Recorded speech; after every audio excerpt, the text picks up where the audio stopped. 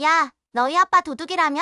놀이터에서 들려오는 아이들의 조롱에 손주들의 눈가가 붉어진다. 옆집 아주머니들 사이에서는 또 다른 수군거림이 퍼진다. 불쌍한 할머니, 아들이 연금까지 빼돌렸다지? 가장 믿었던 가족에게 배신당한다면 여러분은 어떻게 하시겠습니까?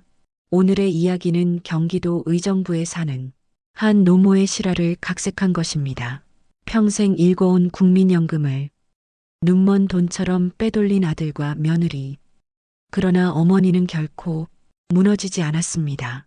그녀는 눈물 대신 용기를 선택했고 결국 정의의 심판을 끌어냈습니다. 오늘 가족의 탈을 쓴 배신자들을 감옥에 쳐넣은 사이다. 같은 이야기를 시작합니다. 겨울 아침 창문 유리에 성애가 내려앉아 있었다. 순자는 화장대 앞에 앉아 머리를 빗었다. 빗살 사이로 흰 머리카락이 숭숭 빠져나왔지만 눈빛만은 여전히 단단했다.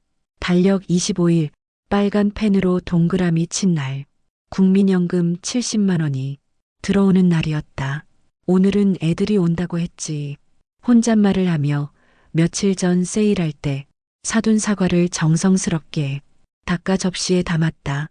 노인의 손끝에서 반짝거리는 사과는 평범한 과일이 아니었다. 아들을 맞이하는 기대, 며느리와 손주를 위한 환영의 의미였다. 현관 열쇠가 덜컥 돌아갔다. 가장 먼저 들어온 건 며느리 미정이었다. 화려한 코트에 번쩍이는 핸드백, 짙은 향수 냄새가 방 안가득 퍼졌다. 시골스러운 집과는 어울리지 않는 모습. 그 뒤로 아들 준노가 피곤한 표정으로 들어섰다. 엄마, 밥은 먹었어? 그 한마디에 순자의 얼굴이 환해졌다. 늙은 몸의 고단함도 쓸쓸함도 잠시 사라졌다. 먹었지. 이거 사과야, 어서 먹어라. 사과를 내미는 손은 떨렸지만 눈빛은 기대로 빛났다. 그때 며느리 미정이 입술에 미소를 띠며 말을 꺼냈다. 어머니, 요즘 노인들 상대로 한사기가 많다던데 통장 정리를 제가 좀 도와드릴까요? 순자의 마음이 덜컥 내려앉았다가 곧 안도감으로 채워졌다. 며느리가 이렇게 신경을 써주네. 고맙다. 준노가 덧붙였다. 엄마, 통장이랑 카드 좀 봐줄게. 비밀번호는 뭐야? 순자는 아무 의심도 없이 대답했다. 네 생일이지 뭐. 916. 그 순간 미정과 준노의 눈빛이 스치며 번뜩였다. 순자는 못 봤다. 아니, 보면서도 보지 못했다. 가장 믿는 가족이니깐. 그날 밤 두 사람은 거실 불도 켜지 않은 채 속삭였다. 도박 빚 독촉장 또 왔어. 미정의 목소리가 떨렸다. 걱정 마, 엄마 통장에 매달 돈 들어오잖아. 조금씩만 빼면 몰라. 엄마는 자기 쓴 줄 알겠지. 정말 괜찮겠어? 괜찮다니까. 이번에만 판 뒤집으면 다 갚을 수 있어. 그들의 손끝이 마주쳤다. 눈빛 속엔 사랑도 미안함도 없었다. 오직 탐욕만 있었다. 며칠 뒤 약국 계산대 카드 잔액이 부족합니다. 차가운 기계음에 순자의 얼굴이 붉게 달아올랐다. 뒤에서 기다리던 사람들이 짜증 섞인 눈길을 보냈다. 손이 떨려 현금을 꺼내며 속으로 중얼거렸다. 어제까진 분명 돈이 있었는데. 집에 돌아와 통장을 펼쳤다. 잔액 2만 원에 머리가 멍해졌다. 계산기를 두드려봐도 아무리 생각해도 맞지 않았다. 연금 70만 원이 들어왔고 약값과 생활비를 빼도 50만 원은 남아야 했다. 은행 상담원에게 전화를 걸었다. 12월 5일에 20만 원, 12월 10일에 30만 원 모두 현금 인출이네요. 밤 10시 이후로요. 순자의 눈이 커졌다. 그 시간대에 자신은 TV 보다가 잠들어 있었다. 떠올랐다. 비밀번호. 그리고 아들의 눈빛. 전화를 걸었다. 준노야, 엄마야, 통장에 돈이 없어서 그러는데 엄마, 나 지금 바빠. 이따 얘기해. 뚝 차갑게 끊기는 전화음. 그 순간 가슴속에서 무언가 확실히 부서졌다. 이제 의심이 아니라 확신이었다. 순자는 거울 앞에 섰다. 주름투성이 얼굴에 눈물이 맺혔지만 눈빛만큼은 강하게 빛났다. 외투를 걸쳤다. 창밖에는 눈이 흩날렸다. 경찰서로 향하는 발걸음은 무겁지만 단호했다. 내가 낳은 자식이라도 죄는 죄다. 경찰서, 민원실 문을 여는 순간 싸늘한 공기가 얼굴을 스쳤다. 눈발을 맞으며 들어온 순자의 어깨에는 하얀 눈송이가 수북이 쌓여 있었다 하지만 그녀의 눈빛은 눈보다 차갑고 강했다. 무엇을 도와드릴까요? 창구에 앉은 젊은 경찰이 다정하게 물었다. 순자는 주머니에서 구겨진 수첩을 꺼냈다. 떨리는 손끝이 수첩을 펴자 빽빽하게 적힌 날짜와 금액이 드러났다. 제 아들이 제 국민연금을 훔쳤습니다. 경찰의 눈썹이 파르르 떨렸다. 순간 숨을 들이켰다가 내뱉는 소리가 또렷하게 들릴 정도로 민원실은 조용해졌다. 가족 간의 일이시면 정말 접수하시겠습니까? 순자는 한순간 머뭇거렸다. 머릿속에 어린 준노의 얼굴이 번쩍 스쳤다. 운동회 날 바지춤 붙잡고 울던 꼬맹이, 고등학교 졸업식 날 환하게 웃으며 꽃다발을 안기던 소년, 그 모든 기억이 눈앞을 스쳐갔다 하지만 동시에 ATM 기계 앞에서 울컥했던 굴욕감이 가슴을 찔렀다. 잔액 부족입니다. 그 차가운 기계음이 모든 추억을 부숴버렸다. 순자는 고개를 똑바로 들었다. 네, 접수해주세요. 자식이라도 죄는 죄입니다. 펜이 종이를 긋는 소리가 또각또각 울렸다. 피해 신고서 한 줄 한 줄에 순자의 지난 삶이 적히는 듯했다. 조사는 곧장 시작됐다. 형사가 거래 내역을 들여다보며 중얼거렸다. 11월 말부터 시작됐네요. 매달 연금 입금 직후 며칠 사이에 반복 인출, 주로 밤 10시 이후. 그리고 형사는 ATM, CCTV 영상을 꺼냈다. 화면 속 후드티를 눌러 쓴 남자가 카드로 돈을 뽑아간다. 손등에 난 작은 상처, 그건 분명 준노의 것이었다. 그리고 멀찍이 서 있던 여자의 실루엣, 미정이었다. 피의자 특정 가능성이 높습니다. 피해자분, 진술해 주셔야 합니다. 순자는 떨리는 손으로 수첩을 폈다. 메모에는 날짜별로 적힌 금액, 그리고 자신이 집에 있었음을 증명하는 기록이 가득했다. 이날 12월 5일 밤 10시는 집에서 드라마를 보고 있었습니다. 옆집 박씨 할머니도 같이 보셨으니 증언해 주실 겁니다. 12월 10일 밤엔 무릎이 아파서 약을 먹고 일찍 잤습니다. 약국 영수증도 있습니다. 형사가 고개를 끄덕이며 기록했다. 증거가 확실합니다. 그날 저녁 순자의 전화기가 울렸다. 화면에 뜬 이름은 준노. 엄마, 뭐 하는 짓이야? 경찰이 집에 왔다 갔다고. 나 창피하게 왜 그래? 순자는 눈을 감았다가 뜨며 담담히 말했다. 내 돈을 누가 훔쳤니? 엄마 돈 좀 썼다. 가족끼리 그럴 수도 있지. 그걸 경찰에 신고해? 내가 내 아들이야. 순자의 목소리가 낮아지며 칼날처럼 예리해졌다. 내 아들이면 훔치지 않았겠지. 돈 필요하면 말했겠지. 훔친 순간부터 넌 그냥 도둑놈이야. 엄마는 평생 돈. 돈밖에 모르잖아. 자식보다 돈이 중요해? 그래, 돈이 중요하다. 왜냐? 그 돈이 내 피와 살이니까. 내가 대학 보낼 때, 내 결혼 도와줄 때, 내가 새벽마다 떨던 장바구니, 속 손등의 핏줄이 그 돈이다. 내가 지금 훔쳐간 건 돈이 아니라 내 인생이야. 준노는 숨을 몰아쉬며 소리쳤다. 엄마, 나 감옥 가면 좋겠어? 순자는 짧게 잘랐다. 내 잘못이 널 감옥에 보낸 거지. 내가 아니다. 뚝 전화가 끊겼다. 며칠 뒤 경찰서 조사실 순자, 준노, 미정이 한자리에 마주 앉았다. 공기는 얼음처럼 차가웠다.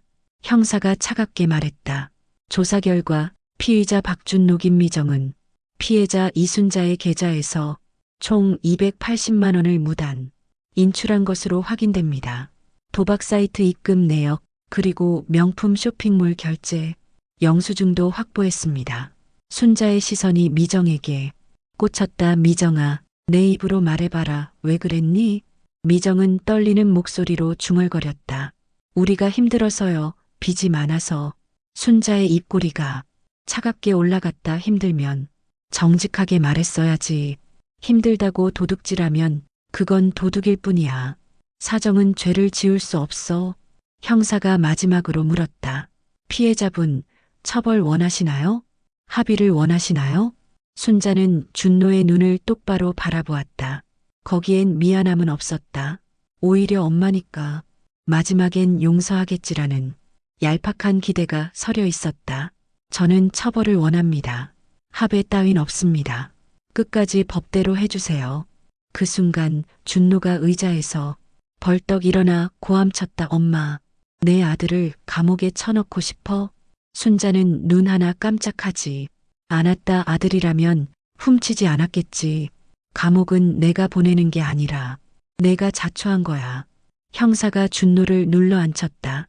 조사실 문이 철컥 닫히며 순간의 고요가 찾아왔다.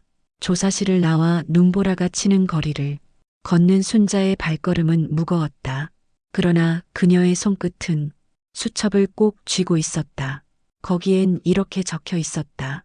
신고 완료. 수사 착수. 송치 예정. 순자는 숨을 고르며 중얼거렸다. 좋아, 이제부터 시작이다. 정의는 늦어도 반드시 온다. 첫 공판 날 법원 복도엔 마른 바람이 길게 통과했다. 히터가 돌아가는데도 발끝이 싸늘했다. 순자는 곱게 핀 등으로 벤치에 앉아 있었다.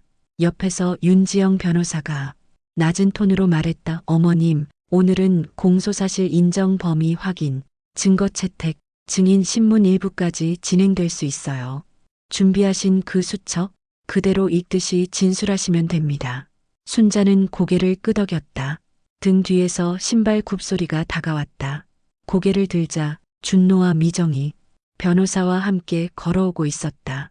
준노는 고개를 푹 숙였고 미정은 눈 밑 화장이 번져 있었다. 둘의 시선이 스치듯 지나갔다. 순자는 눈을 감았다가 떴다. 흔들림은 없었다. 법정 문이 열리고 방청석에 사람들이 채워졌다. 기자 몇 명이 마지막 줄에 조용히 앉았다. 재판장이 들어오자 모두 자리에서 일어섰다. 망치 소리 낮고 명확했다. 사건 번호 2024구단 사기 및 절도. 피고인 박준노, 김미정 검사가 일어섰다. 키가 곧은 남자, 낭독하는 목소리에 군더더기가 없었다. 피고인들은 피해자의 신뢰를 이용하여 비밀번호를 취득. 2024년 11월 말부터 12월 중순까지 야간 시간대에 총 280만 원을 반복 인출하였습니다. 출금 직후 인터넷 도박 사이트 충전, 명품 쇼핑몰 결제 내역 등 사용처가 확인됩니다. 가족관계는 형법상 위법성을 조각하지 않습니다. 피고인 측 변호사가 천천히 일어났다. 말끝마다 면을 곧게 세우는 목소리였다. 피고인들은 피해자의 아들과 며느리로 생활고로 인한 일시적 차용이었습니다. 상환 의사가 있었고 범행 후 깊이 반성하고 있습니다. 피해자와의 합의 가능성도. 윤 변호사가 살짝 웃었다. 순자가 낮게 속삭였다. 합의 없다 했는데 검사가 바로 치고 들어왔다. 차용이라면 차용증이 있어야 합니다. 더구나 피해자 동의 없는 인출은 절도입니다. 비밀번호 취득 경위 또한 기망에 해당합니다. 야간 반복 인출, 출금 직후 도박 충전이라는 타임라인이 명확히 입증됩니다. 반성은 양형 요소일 뿐 유무죄를 가르지 않습니다. 재판장이 증거 목록을 확인했다. 증거번호 1, 피해자 계좌 거래 내역. 2, ATM CCTV 영상. 3, 도박 사이트, 충전 기록 서버 로그. 4, 피고인 김미정의 명품, 쇼핑몰 영수증. 5, 피해자의 진술서 및 참고인 진술. 피고인 측 이해 있습니까? 변호인이 일부 인정, 일부 부동의를 말하자 재판장이 고개를 끄덕였다. 부동의 부분은 증인신문으로 판단하겠습니다. 피해자 이순자 증인석으로. 순자는 자리에서 일어섰다.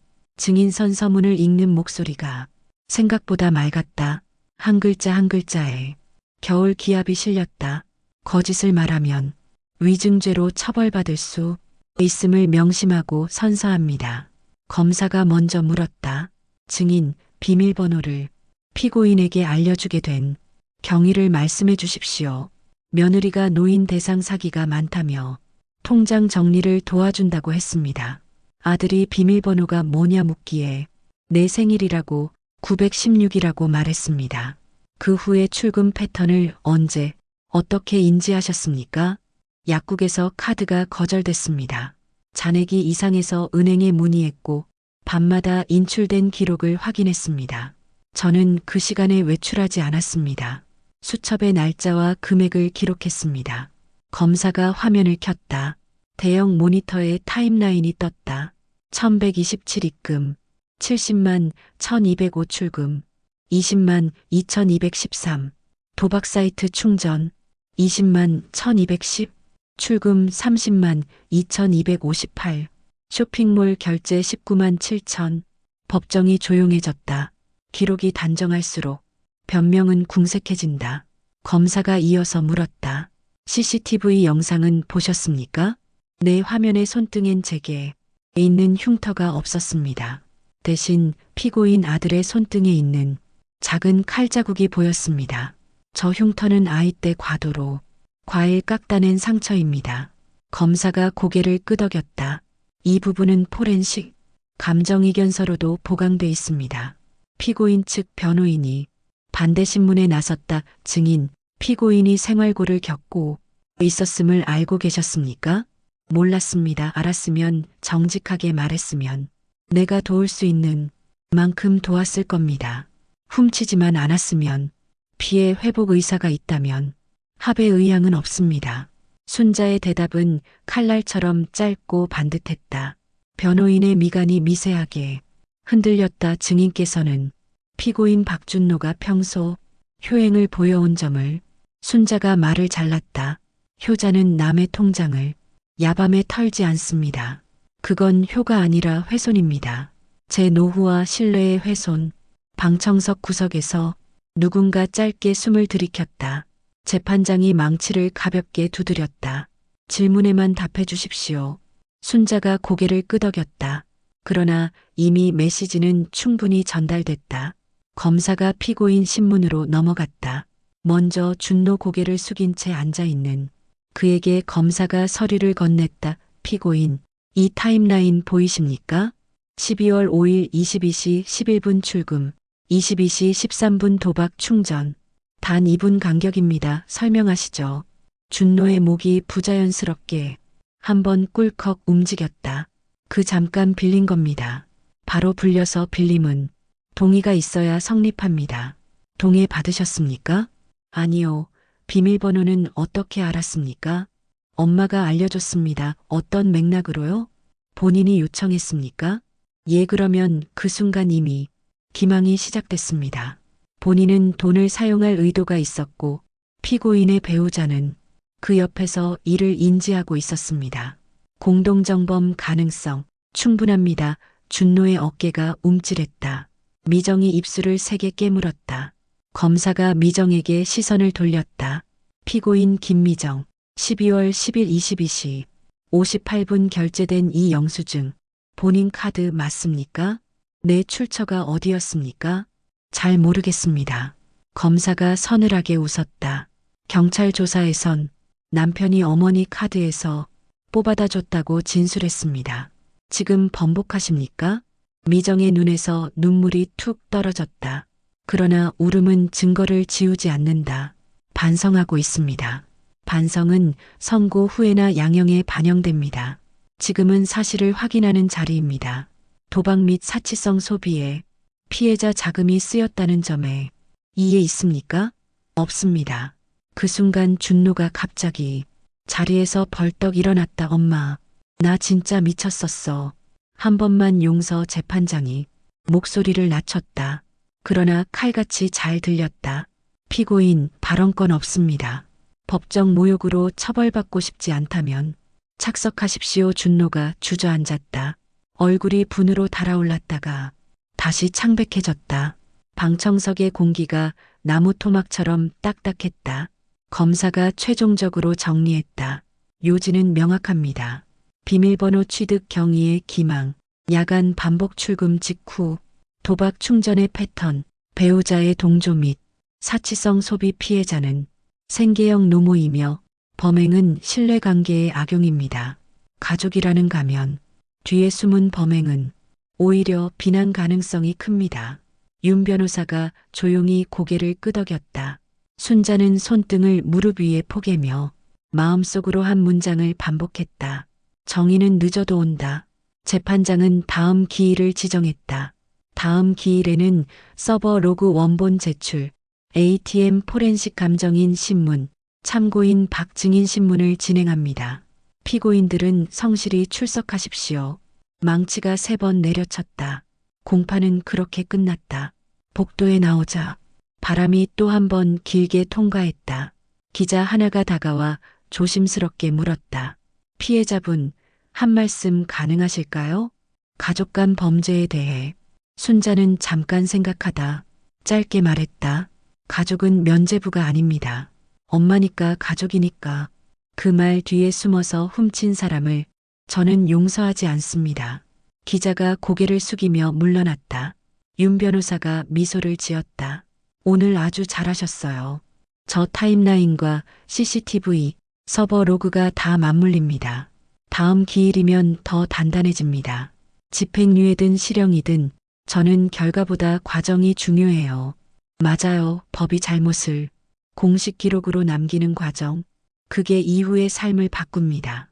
법원 현관 유리문을 밀자 차가운 공기가 쏟아졌다. 햇빛이 아스팔트 위에서 빙점 가까운 색으로 반짝였다. 순자는 목도리를 더 고쳐맸다. 폰이 진동했다. 발신자 미정 어머니 혹시. 합의 순자는 입꼬리를 아주 천천히 올렸다. 웃음이라기보다 경고였다. 합의는 가해자가 정하는 게 아니야. 피해자가 정해. 그리고 나는 벌써 정했어. 뚝 전화를 끊고 난 뒤 잠깐 가슴이 쿵 내려앉았다. 그러나 그건 불안이 아니라 결심의 무게였다. 결심은 무겁고 그래서 오래간다. 버스 정류장으로 걸어가며 순자는 쇼윈도에 비친 자신의 얼굴을 봤다. 주름이 더 깊어져 있었다. 하지만 눈빛은 오전보다 더 또렷했다. 버스가 서고 문이 열렸다. 계단을 올라타며 그녀는 속으로 이렇게 적었다. 증거 완료, 증언 완료. 다음 감정인 신문, 참고인, 선고. 창밖으로 겨울 하늘이 낮았다. 구름이 두텁게 깔렸지만 저 구름 위엔 반드시 해가 있었다. 순자는 알았다. 저 해는 언젠가 구름을 가르고 나올 것이고 그 빛은 따스하기보다 날카롭게 떨어질 거라는 걸. 잘못을 쓰다듬는 온기 대신 잘못을 도려내는 칼날 같은 빛. 그게 바로 정의의 빛이었다. 마지막 공판날 법원 앞마당엔 초겨울 바람이 세차게 불었다. 깃발이 철컥이며 흔들렸고 기자들의 카메라 셔터가 연이어 터졌다. 사건이 지역 신문에까지 보도되면서 가족 간 연금 절도는 이미 사회적 관심사가 되어 있었다. 순자는 두 손에 작은 가방 하나를 꼭 쥐고 법원 계단을 올랐다. 그 안에는 수첩, 은행 거래 내역, 복사본, 그리고 남은 증거 서류들이 차곡차곡 들어 있었다.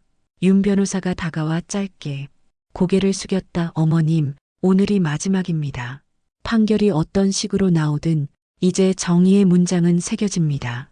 순자는 굳게 입술을 다물었다. 눈빛은 이미 대답이었다. 법정에 공기재판장이 들어오자 모두 자리에서 일어섰다. 망치 소리가 법정을 진동시켰다. 사건 번호 2024구단 피고인 박준노, 김미정에 대한 사기 및 절도 사건. 오늘은 선고를 진행합니다. 순간 법정은 숨을 죽였다. 순자는 증인석이 아닌 방청석 맨 앞줄에서 재판장을 올려다봤다. 준노와 미정은 피고인석에 앉아 있었다. 준노는 수척해진 얼굴로 두 손을 맞잡고 있었고 미정은 고개를 숙인 채 눈가가 벌겋게 달아올라 있었다. 그러나 순자는 그 눈물에 속지 않았다. 저 눈물이 돈이 빠져나가던 순간에 흘러야 했다. 검사가 자리에서 일어나 최종 의견을 밝혔다. 피고인들은 피해자의 신뢰를 악용해 노후 자금을 갈취했습니다. 범행 후 도박과 사치성, 소비에 사용했고 피해자는 생계에 직접적 타격을 입었습니다. 이러한 범행은 단순 절도를 넘어 가족관계를 무기 삼아 피해자를 무너뜨린 중대한 범죄입니다. 법정은 엄중한 처벌로 다시는 유사범행이 반복되지 않도록 해야 할 것입니다. 순간 피고인 측 변호사가 일어섰다. 피고인들은 초범이고 깊이 반성하고 있습니다. 이미 피해 회복을 위한 노력을 시작했고 피해자와의 합의 가능성도 없습니다. 순자가 방청석에서 똑똑히 끊었다. 재판장이 고개를 들었다. 피해자분, 지금 합의 의향은 없으신 겁니까? 없습니다. 끝까지 처벌 바랍니다. 그 단호한 목소리는 법정 안을 가르는 칼날 같았다. 선고의 순간 재판장이 판결문을 읽기 시작했다. 목소리는 차갑고 담담했지만 단어 하나하나가 벼락처럼 떨어졌다. 피고인 박준노는 피해자의 아들이라는 신뢰관계를 이용하여 범행을 저질렀습니다. 특히 고령의 어머니의 생활비를 반복적으로 인출하여 도박에 사용한 행위는 죄질이 매우 불량합니다. 준노의 어깨가 움찔거렸다. 그의 손등이 떨렸다. 피고인 김미정은 배우자로서 범행에 적극 가담하였습니다. 피해자의 통장에서 인출된 금액으로 명품을 구매하는 등 죄책이 가볍지 않습니다. 미정이 고개를 숙이며 흐느꼈다. 그러나 판사의 목소리는 흔들리지 않았다. 이러한 행위는 가족이라는 관계를 파괴한 중대한 범죄로 사회적으로도 비난 가능성이 크다. 따라서 본법원은 다음과 같이 판결한다. 법정의 공기가 더 무겁게 가라앉았다. 모든 시선이 재판장의 입술에 쏠렸다. 피고인 박준노에게 징역 1년 6개월을 선고한다. 피고인 김미정에게 징역 10개월을 선고한다. 순간 법정에 숨죽인 정적이 흘렀다. 폭발하는 분노와 사이다. 준노가 자리에서 벌떡 일어나 외쳤다. 엄마, 엄마가 어떻게 이럴 수 있어. 내가 내 아들이야. 내 아들이라고. 순자는 자리에서 일어나 단호히 대꾸했다. 아들이면 훔치지 않았겠지. 감옥은 내가 보낸 게 아니라 내 죄가 널 보낸 거다. 돈 좀 쓴 게 그렇게 큰 죄야? 돈보다 자식이 중요하지 않아? 순자는 쏘아붙였다. 내가 훔쳐간 건 돈이 아니라 내 삶과 내 신뢰다. 돈은 다시 벌 수 있지만 신뢰는 다시 못 얻는다. 그걸 내가 팔아먹었다. 형사들이 준노를 제지하며 자리에 앉혔다. 그러나 그의 고함은 이미 공허했다. 미정이 눈물 섞인 목소리로 외쳤다. 어머니, 제발 우리 아이들은 어떡하라고요. 고모도 없고 아빠까지 감옥 가면. 순자는 차갑게 잘랐다. 아이들 팔아서 동정 얻지 마라. 아이들을 생각했으면 처음부터 도둑질하지 말았어야지. 너희가 스스로 부모 자격을 버린 거다. 그 순간 방청석 여기저기서 조용히 숨죽인 박수가 흘러나왔다. 기자들의 펜이 바쁘게 움직였다. 법정 밖에 결심 재판장이 마지막 망치를 내리쳤다. 피고인들은 즉시 구속 수감한다. 순간 철컥 소리와 함께 수갑이 채워졌다. 준노가 마지막 발악을 했다. 엄마, 이 배신자, 내 아들 감옥 보내고 잘 살 수 있을 것 같아? 순자는 곧게 서서 똑바로 쳐다보았다. 그래, 잘 살 거다. 왜냐, 나는 내 권리를 지켰으니까. 내가 나를 배신했지만 나는 나 자신을 배신하지 않았다. 그 말에 준노의 얼굴이 새하얗게 질렸다. 형사들이 두 사람을 끌고 나갔다. 발소리가 멀어질수록 순자의 어깨는 오히려 가벼워졌다. 법정 문이 닫히자 윤 변호사가 다가와 조용히 속삭였다. 정말 사이다 같은 한방이었네요. 어머님, 고생 많으셨습니다. 순자는 잠시 눈을 감았다. 눈꺼풀 안쪽에 지난 세월이 스쳐갔다. 운동회 날, 졸업식 날, 결혼식 날 하지만 그 모든 장면은 눈을 뜨는 순간 사라졌다. 이제 그녀는 과거가 아닌 미래를 본다. 그리고 그 미래엔 더 이상 배신당하는 자신이 없었다. 오장 쇠창살 너머의 진실 삼천자 이상. 판사의 망치가 내려치던 날 이후 준노와 미정은 구치소 호송차에 실려갔다. 창살 달린 차창 사이로 겨울 햇살이 비쳤다. 그 빛은 따뜻하지 않았다. 차갑고 매서웠다. 두 사람의 얼굴을 가차없이 드러내며 이제 너희는 죄인이다라는 낙인을 새겼다. 순자는 법원 밖에서 그 모습을 똑똑히 지켜봤다. 기자들의 카메라가 번쩍일 때 그녀의 눈빛은 조금도 흔들리지 않았다. 옆집 할머니가 말하던 가족이라도 잘못하면 바로잡아야지. 그 말이 귓가에 맴돌았다. 교도소 천면회 며칠 후 순자는 교도소 접견실에 앉아 있었다. 쇠창살 사이로 두꺼운 유리벽이 가로막혀 있었고 수화기를 들어야만 대화가 가능했다. 그 벽 너머로 초췌한 준노와 미정이 차례로 들어왔다. 준노는 면도조차 못한 얼굴에 수위가 헐렁하게 걸쳐져 있었다. 눈밑이 파여 있었지만 여전히 억울한 기색이 가득했다. 그는 수화기를 집어들자마자 쏟아내듯 말했다. 엄마, 제발 고소 취하해줘. 나 감옥에서 못 살겠어. 순자는 무표정하게 대답했다. 내가 고소당한 게 아니라 내가 죄를 지은 거야. 난 그저 사실을 알렸을 뿐이다, 엄마. 내가 내 아들이잖아. 엄마가 날 이렇게 내칠 수 있어? 순자의 눈빛이 차갑게 흔들렸다. 내가 아들이면 도둑질하지 않았겠지. 가족이라는 가면을 쓰고 날 속였을 때 이미 내 손으로 아들이라는 자격을 찢어버린 거다. 준노는 말문이 막혀 수화기를 쥔 손이 파르르 떨렸다. 며느리의 눈물 옆자리. 미정이 수화기를 들었다. 눈가가 벌겋게 부어 있었고 손등엔 자잘한 긁힌 자국이 가득했다. 감방에서의 삶이 어떤지 그 흔적이 말해주고 있었다. 어머니 잘못했어요. 제발 한 번만 용서해 주세요. 아이들이 매일 울어요. 아빠 보고 싶다고.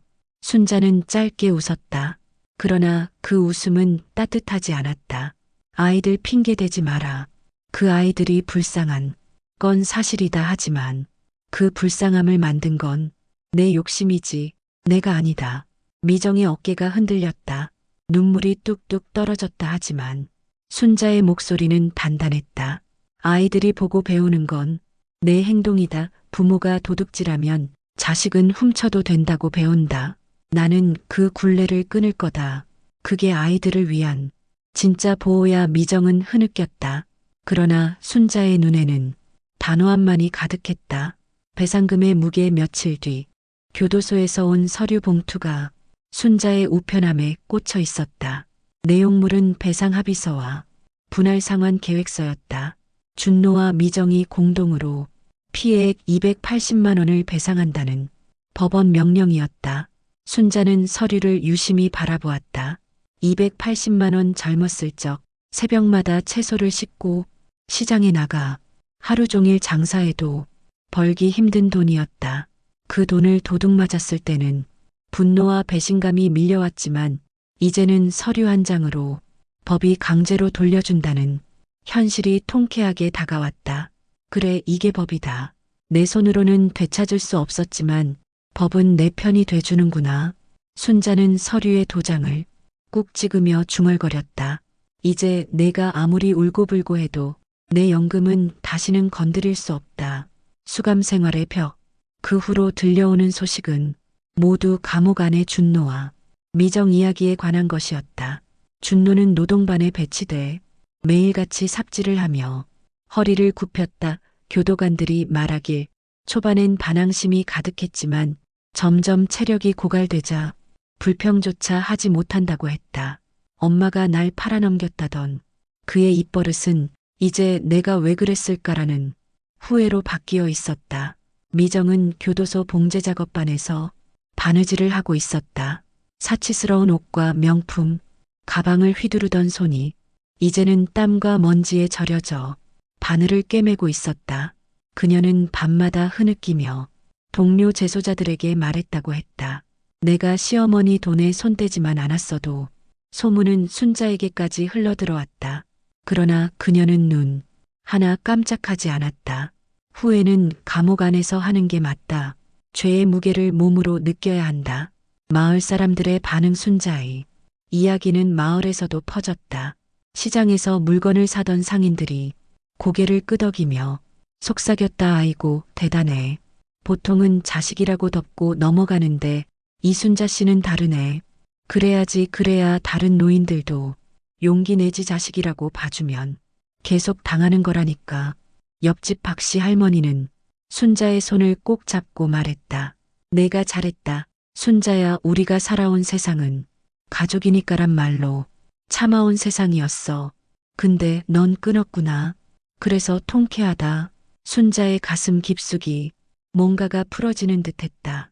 오랫동안 쌓여있던 억울함이 이웃들의 응원 속에서 조금씩 녹아내렸다. 정의의 실현 한 달 뒤 교도소에서 다시 면회 신청이 왔다. 순자는 잠시 망설였지만 결국 접견실에 나갔다. 이번엔 준노가 눈물범벅이 된 얼굴로 수화기를 들었다. 엄마, 나 진짜 미쳤었어. 도박이 사람을 이렇게 망치는 줄 몰랐어. 제발 나한테 마지막 기회만 줘. 순자는 눈을 가늘게 뜨며 단호하게 말했다. 내가 다시는 도박에 손대지 않고 다시는 내 돈에 손대지 않는다면 그게 내 마지막 기회다. 하지만 용서는 시간이 필요하다. 내가 진심이면 행동으로 보여라. 미정도 떨리는 목소리로 말했다. 어머니, 저도 잘못했어요. 다시는 그런 일 안 할게요. 저희 아이들 생각해서라도. 순자는 잠시 침묵하다 차갑게 대답했다. 아이들 생각했으면 애초에 손대지 말았어야지.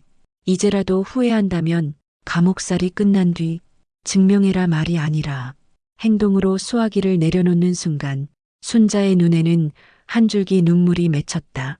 그러나 그 눈물은 슬픔이 아니라 정의가 실현된 후의 해방감이었다. 쇠창살 너머의 교훈 접견실을 나오며 순자는 중얼거렸다. 돈이 중요한 게 아니다. 신뢰가 중요한 거다. 신뢰를 훔친 대가는 반드시 치른다. 그녀의 발걸음은 겨울 바람 속에서도 흔들리지 않았다. 오히려 땅을 더 단단히 딛고 있었다. 그 순간 순자는 깨달았다. 나는 더 이상 피해자가 아니다. 나는 내 권리를 지켜낸 사람이다. 6장 무너진 집, 흔들리는 피의 굴레. 3천자 이상 겨울이 가고 봄이 오자 순자의 삶에도 작은 변화가 찾아왔다.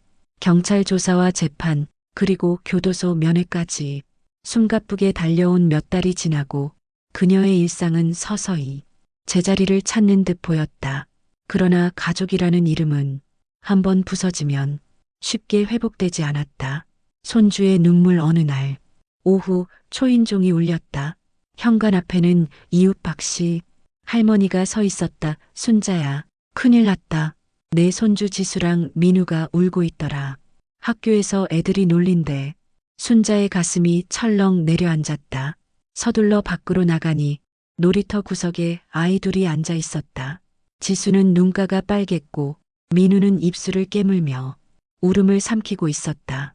할머니 지수가 달려와 품에 안겼다. 친구들이 아빠 감옥 갔다고 놀려요. 우리 아빠 도둑이라고. 순자의 심장이 쿵 내려앉았다. 하지만 눈가에 맺히려던 눈물을 꾹 눌렀다. 그녀는 아이의 어깨를 꼭 안아주며 낮고 단단한 목소리로 말했다. 지수야, 민우야, 아빠가 잘못한 건 맞아. 하지만 너희가 잘못한 건 아니야. 오히려 너희는 그 잘못을 보면서 절대 따라하지 않을 기회를 얻은 거야. 아이들의 눈에 혼란이 비쳤다.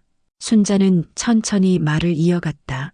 사람은 누구나 실수할 수 있어. 하지만 그 실수는 반드시 책임으로 돌아온단다. 너희 아빠는 책임을 지고 있는 거야. 너희는 절대 그렇게 살지 마. 할머니는 끝까지 너희 편이야. 그 순간 아이들의 울음은 조금씩 잦아들었다. 하지만 순자의 마음은 더 무겁게 내려앉았다. 부모의 죄는 아이들에게까지 그림자를 들이운다. 아들의 편지. 며칠 뒤 교도소에서 편지가 도착했다. 봉투에는 서툰 글씨로 어머니께라고 적혀 있었다. 순자는 잠시 숨을 고르고 봉투를 뜯었다. 엄마, 수감된 지 벌써 석 달이 됐습니다. 매일같이 후회합니다. 내가 왜 그랬을까? 왜 엄마의 돈에 손을 댔을까? 왜 도박 같은 걸 믿었을까? 아침마다 노역장에 끌려가 흙을 퍼나르면서 깨닫습니다. 엄마가 나를 키울 때 흘린 땀방울이 이런 거였구나. 그때는 몰랐습니다. 미안합니다. 정말 미안합니다. 하지만 엄마, 나 이제라도 달라지고 싶습니다. 제발 나에게 기회를 주세요. 준노 올림 순자는 편지를 내려놓고 깊은 숨을 내쉬었다. 손끝이 떨렸다. 편지 속 미안합니다라는 글자가 수십 번 눈에 들어왔지만 그 진심을 믿을 수가 없었다. 눈물 어린 반성문은 누구나 쓸 수 있다. 하지만 변하는 건 말이 아니라 행동이었다. 면회의 진실. 그 주 주말 다시 교도소를 찾았다. 이번엔 준노가 다소 달라진 얼굴로 나타났다. 체중이 빠져 눈빛이 움푹 꺼져 있었지만 그 눈동자에는 이전과 다른 무언가가 깃들어 있었다. 엄마 수화기를 잡은 그의 목소리는 갈라져 있었다. 엄마, 나 이제 도박 안 해. 다시는 안 해. 교도소 안에서 중독, 치료 프로그램도 신청했어. 사회봉사도 하고 싶어. 제발, 나 믿어줘. 순자는 차갑게 웃었다. 믿어달라고? 내가 내 통장을 들고 뛰던 날, 내 믿음은 이미 깨졌다. 신뢰는 종이 같아서 한번 찢어지면 다시 붙여도 자국이 남는다. 내가 지금 아무리 울어도 그 자국은 지워지지 않는다. 엄마 나 정말 달라졌어. 아이들 생각하면 아이들. 그 아이들이 왜 울고 있는 줄 아니? 아빠가 도둑이라고 친구들이 놀려서 울고 있다. 그 아이들 눈물을 만든 게 누구냐? 바로 너다. 내 죄는 내 아이들에게까지 번졌다. 준노의 얼굴이 새하얗게 질렸다. 수화기를 든 손이 덜덜 떨렸다. 엄마 내가 정말 그렇게 큰 죄인이야? 그래, 넌 내 인생을 도둑질했고 내 아이들의 미래까지 더럽혔다. 내 죄는 무겁다 하지만 내가 진짜 바뀐다면 아이들에게 다른 길을 보여줄 수 있겠지. 그게 내 마지막 남은 의무다. 마을의 시선 마을 사람들은 여전히 이 사건을 화제로 삼았다. 시장에서 누군가는 속삭였다. 아이고, 순자 씨 진짜 대단하다. 자기 아들을 법정에 세우다니. 그게 마치 가족이라고. 다 덮어주면 나라가 서겠나. 도둑은 도둑이지. 이 말들이 순자의 귀에 들어올 때마다 그녀는 씁쓸한 미소를 지었다. 사람들은 쉽게 말한다. 그러나 그 선택을 실제로 한 건 자신이었다. 냉철한 결심집으로 돌아온 밤, 순자는 오래된 사진첩을 꺼냈다. 어린 준노가 해맑게 웃고 있던 시절, 남편과 함께 찍은 사진들, 모두가 행복해 보였지만 지금 그 사진은 더 이상 따뜻하지 않았다. 내 아들 하지만 동시에 내게 칼을 꽂은 도둑. 순자는 사진첩을 덮으며 단호히 중얼거렸다. 나는 흔들리지 않는다. 용서도 화해도 내가 진짜 변한 걸 행동으로 보여줄 때까지 없다. 손주들에게 남긴 말. 며칠 후 지수와 민우가 놀러 왔다. 순자는 아이들을 앉혀놓고 진지하게 말했다. 얘들아, 아빠가 감옥에 있는 건 나쁜 사람이기 때문이 아니야. 나쁜 선택을 했기 때문이야. 그리고 사람은 선택에 결과를 책임져야 해. 그게 법이야. 지수가 고개를 끄덕이며 물었다. 할머니, 아빠도 나중에 다시 좋아질 수 있어요? 순자는 미소를 지으며 대답했다. 그래 하지만 말이 아니라 행동으로 보여줘야 해. 약속을 지키고 다시는 도둑질하지 않고 너희 앞에서 당당한 아빠로 서야지. 아이들의 눈빛에 작은 희망이 피어올랐다. 순자는 그 순간 비로소 조금은 안도할 수 있었다. 흔들리는 피에 굴레 밤이 깊어지자 순자는 창가에 앉아 달빛을 바라봤다. 달빛은 창살처럼 바닥에 드리워졌다. 그녀는 속으로 중얼거렸다. 나는 더 이상 속지 않는다. 피라는 굴레가 내 눈을 가리게 두지 않겠다. 순자의 눈빛은 차갑지만 강했다. 그 눈빛은 한 가지 사실을 말하고 있었다. 나는 내 권리를 지켰고 이제 내 삶을 지켜낼 것이다. 7장 사이다의 끝. 정의의 시작. 3천자 이상. 봄비가 내리던 어느 날 아침, 순자는 창문을 열어 젖혔다. 부드러운 빗방울 소리가 방 안을 가득 메웠다. 그 소리를 들으며 그녀는 오랜만에 깊은 숨을 내쉬었다. 법정 싸움과 경찰서, 그리고 교도소 면회를 오가던 고단한 나날이 마치 다른 세상 이야기처럼 느껴졌다. 하지만 마음속 깊은 곳에서는 여전히 생생했다. 새로운 일상 순자는 요즘 매일 아침 공원에 산책을 나갔다. 공원 벤치에 앉아 새싹이 돋는 나무들을 바라보며 중얼거렸다. 저 나무처럼 나도 다시 시작해야지. 이웃들은 여전히 그녀를 대단한 사람이라고 칭찬했다. 순자 씨 아니었으면 아마 자식들한테 계속 뜯겼을 거야. 맞아, 맞아. 그 용기가 우리 같은 노인들한테 큰 힘이 된다니까. 순자는 그 말에 미소를 지었다. 이제 그녀는 단순한 피해자가 아니었다. 오히려 자식에게도 당당히 맞선 사람, 법의 힘으로 권리를 지켜낸 사람이라는 상징이 되어 있었다.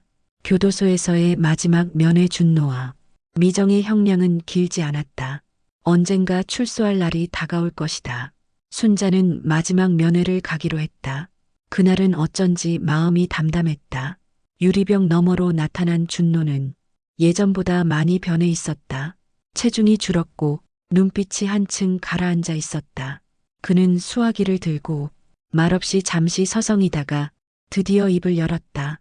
엄마 고마워 뜻밖의 말에 순자의 눈이 좁혀졌다. 고맙다고? 그래, 엄마가 나를 경찰에 신고하지 않았으면 난 지금도 도박에 빠져서 엄마 등골 빼먹고 살았을 거야. 감옥에 와서야 정신이 들었어. 엄마가 나를 살린 거야. 순자는 잠시 말이 막혔다.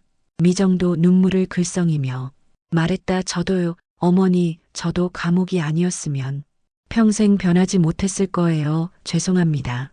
그리고 감사합니다. 순자는 수화기를 내려놓으며 차갑게 말했다. 그런 말 아직은 믿지 않는다. 출소 후 어떻게 사는지 그걸로 증명해라. 말은 누구나 할 수 있다.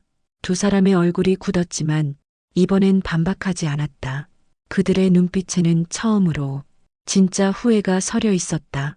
사회적 메시지. 순자는 집으로 돌아와 저녁 뉴스를 틀었다. 사회면 첫 꼭지에서 고령 부모 대상 가족 내 경제적 학대 증가에 대한 보도가 나왔다. 기자는 카메라 앞에서 이렇게 말했다. 가장 가까운 가족이지만 동시에 가장 큰 위험이 될 수 있습니다. 최근 들어 자녀나 며느리, 사위 등이 부모의 연금과 재산을 갈취하는 범죄가 늘고 있습니다. 전문가들은 피해자가 숨기지 않고 적극적으로 신고하는 것이 무엇보다 중요하다고 말합니다. 순자는 TV를 바라보며 조용히 중얼거렸다. 그래, 나 같은 사람이 더 많아져야 해. 그래야 세상이 바뀐다. 손주들과의 화해. 며칠 뒤 지수와 민우가 집에 찾아왔다. 아이들의 얼굴은 예전보다 밝았다. 학교에서도 조금씩 상황이 나아지고 있었다. 순자가 아이들을 껴안으며 말했다. 너희 아빠 감옥에서 반성 많이 한 것 같아. 하지만 그게 진짜인지 아닌지는 앞으로 행동으로 보여줄 거야. 너희는 절대 나쁜 선택하지 말아라. 할머니가 끝까지 지켜볼 거야. 아이들이 고개를 끄덕였다. 지수는 작은 목소리로 말했다. 할머니, 저희도 할머니처럼 강해질게요. 순자의 눈에 눈물이 맺혔다. 하지만 이번엔 따뜻한 눈물이었다. 정의의 사이다. 밤, 순자는 혼자 창가에 앉아 지난 세월을 떠올렸다. 남편이 세상을 떠나고 홀로 아들을 키우며 버틴 나날들. 아들이 자신을 배신했을 때 느낀 깊은 절망, 그리고 그 절망을 딛고 일어나 경찰서 문을 열던 순간 그 모든 장면들이 영화처럼 스쳐 지나갔다. 그리고 마지막에 떠오른 건 법정에서 내뱉은 자신의 목소리였다. 아들이라면 훔치지 않았겠지. 감옥은 내가 보낸 게 아니라 내가 자초한 거다. 그 말은 이제 순자의 가슴에 사이다처럼 시원하게 남아 있었다. 새로운 시작. 순자는 오래된 수첩을 꺼냈다. 그 안에는 은행 거래 내역과 증거가 빼곡히 적혀 있었다. 그녀는 그 수첩을 서랍 깊숙이 넣으며 말했다. 이제 더 이상 이걸 펼칠 일은 없을 거다. 그리고 작은 노트에 새로운 글자를 써내려갔다. 내 삶의 다음 장은 나를 위한 시간. 그녀는 손주들과 여행을 가기로 마음먹었다. 더 이상 아들에게 매달리지 않고 자신을 위해, 그리고 진정으로 소중한 사람들을 위해 살기로 결심했다. 교훈의 메아리 순자는 마지막으로 카메라 앞에 서는 상상을 했다. 만약 누군가 이 이야기를 영상으로 담는다면 이렇게 말할 것이다. 사람이 받는 가장 큰 상처는 사랑했던 사람에게서 받는 상처입니다. 하지만 그 상처를 덮고만 있으면 결국 내 삶이 무너집니다. 가족이라도 잘못은 잘못입니다. 그걸 바로잡을 용기를 내야 합니다. 그것이 정의입니다. 그리고 정의는 늦게라도 반드시 옵니다. 여러분, 오늘 이야기 어떻게 들으셨나요? 혹시 여러분 주위에도 가족이라는 이름으로 상처 주는 사람들이 있지는 않나요? 이 영상을 통해 누군가가 용기를 얻고 자신의 권리를 지킬 힘을 되찾길 바랍니다. 그리고 끝까지 함께 해주신 여러분, 늘 감사드립니다. 구독과 좋아요, 댓글로 여러분의 생각을 나눠주세요. 그 작은 관심이 저에게는 큰 힘이 됩니다.